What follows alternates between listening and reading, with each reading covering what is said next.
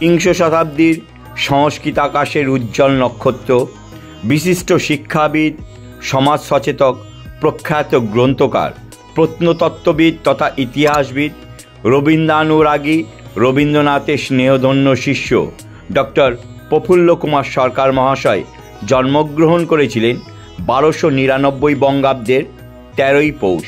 নদিয়ার কৃষ্ণনগরই তার জন্মস্থান। পিতা মদনমোহন সরকার ও মাতা কাদম্বরী দেবীর পঞ্চম সন্তানের মধ্যে তিনি ছিলেন তৃতীয়।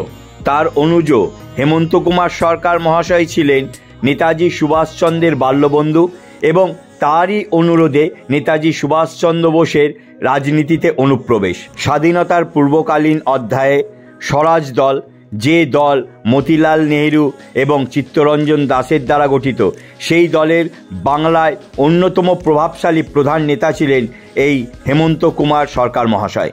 হেমন্ত কুমার সরকারের বাল্য, কৈশোর ও যৌবনকালই কেটেছে প্রফুল্ল কুমার সরকার মহাশয়ের অনুপ্রেরণাতেই। প্রফুল্ল কুমার সরকার কৃষ্ণনগর কলেজ হতে 1913 খ্রিস্টাব্দে আইএ পাস করে প্রেসিডেন্সি কলেজে ভর্তি হন। সেই সময় সুভাষচন্দ্র বসুর সঙ্গে তার পরিচয় ঘটে। প্রেসিডেন্সিতেই তারই উদ্যোগে কলেজ পত্রিকা প্রকাশিত হয়। তিনি ছিলেন কলেজ পত্রিকার প্রতিষ্ঠাতা সম্পাদক। প্রেসিডেন্সিতে অধ্যয়নকালেই একাধিক গুণী ব্যক্তির সান্নিধ্য ও সহচর্য লাভ করেন ডক্টর প্রফুল্ল কুমার সরকার মহাশয়। 1919 খ্রিস্টাব্দে অর্থনীতিতে এমএ পাশ করার পরেই রবীন্দ্রনাথ ঠাকুরের ডাক পড়ে প্রফুল্ল কুমারের কাছে। তিনি তখন শান্তিনিকেতনে এসে পাঠভবনে প্রধান শিক্ষক পদে যোগ দেন। এছাড়াও রবীন্দ্রনাথ ঠাকুরের ইচ্ছায় 1920 সালে রাজশাহী কলেজে যোগদান করেন প্রফুল্ল কুমার সরকার মহাশয়। 1925 সালে সরকার কর্তৃক মনোনীত হয়ে তিনি শিক্ষা প্রণালী বিষয়ে অভিজ্ঞতা অর্জনের জন্য ইংল্যান্ড, স্কটল্যান্ড ও জার্মানির অভিমুখে যাত্রা করেন এবং ডাবলিন ট্রিনিটি কলেজ হতে ডিপ্লোমা ইন এডুকেশন ও এডেনবরা ইউনিভার্সিটি হতে হাইয়ার ডিপ্লোমা ইন এডুকেশন লাভ করেন। তিনি রবীন্দ্র শিক্ষা দর্শন বিষয়ে গবেষণা করে পিএইচডি ডিগ্রি লাভ করেন। স্বামী বিবেকানন্দ জন্মশতবার্ষিকীতে তিনি আমেরিকার অধ্যাপক জন নক্সের সভাপতিত্বে বিশ্ব ধর্ম সম্মেলনে গোলপার্কে এক মহতী সভায় বিবেকানন্দ ও বর্তমান যুগ সম্পর্কে এক দীর্ঘ ভাষণ দেন। তিনি 1966 সালে স্বামী বিবেকানন্দ জন্মশতবার্ষিকী কমিটির সঙ্গে যুক্ত ছিলেন।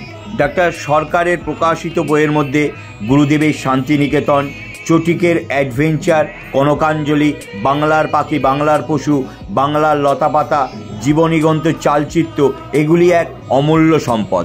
এছাড়াও চুঁচুড়া থেকে যুগ রবি নামক একটি মাসিক পত্রিকার প্রতিষ্ঠাতা সম্পাদক ছিলেন প্রফুল্ল কুমার সরকার মহাশয়। নদিয়ার কৃষ্ণনগরে জন্মগ্রহণ করলেও তার জীবনের অধিকাংশ সময় ব্যয় করেছেন এই চুঁচুড়া শহরে এবং এখানেই মোগলটুলি অঞ্চলে তিনি নিজ বসতবাড়ি করে বসবাস করেছেন এবং এই বাড়িতেই 1977 খ্রিস্টাব্দের 2রা আগস্ট 85 বছর বয়সে তিনি পরলোক গমন করেন।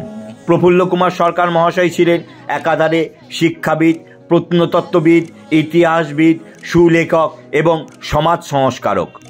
প্রচার বিমুখ, বহু গুণের অধিকারী এই মহান ব্যক্তির জন্মদিবস পালিত হল তারই বসতবাটির সম্মুখে 13ই পৌষ এবং 133তম এই জন্মদিনে তার বসতবাটিতেই স্থাপিত হল তার নামাঙ্কিত একটি স্মৃতিফলক। নৃত্য, গীতি, কবিতা আবৃত্তি ও তার স্মরণে বক্তৃতাদানের মধ্যে এক সুন্দর রূপ পেয়েছিল এই চিত্তাকর্ষক অনুষ্ঠানটি।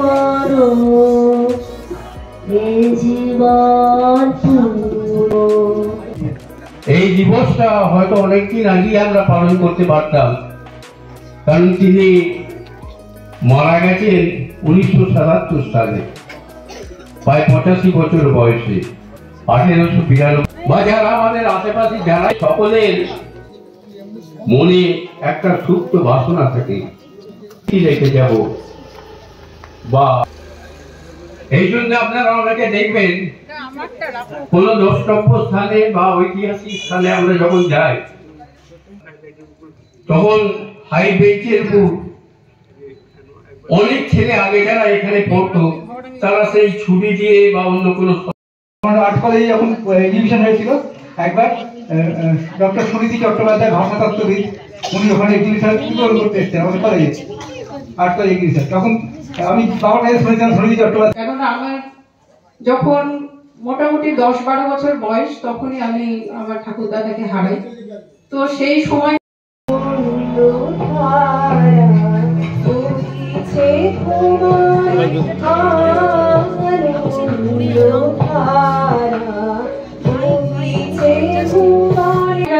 যতটুকু ওনাকে কাছে পেয়েছি আমি, আমার মনে হতো যেন একটা মানুষ সবসময় তার লেখালেখি পড়াশোনার জগতে তিনি যেন নিমগ্ন থাকতেন।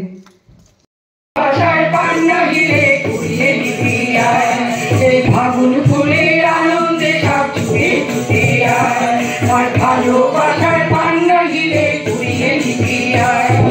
ফাগুন ফুলের আনন্দে সব ছুটে ছুটে আয়, বাঁশি নিয়ে আয় আর বাঁশি নিয়ে আয়, বাঁশি নিয়ে আয় আর বাঁশি নিয়ে আয়। জীবন লোকে কাবি ছুটে ছুটে আয়, ভুলে গিয়ে ছুটে ছুটে আয়। জীবন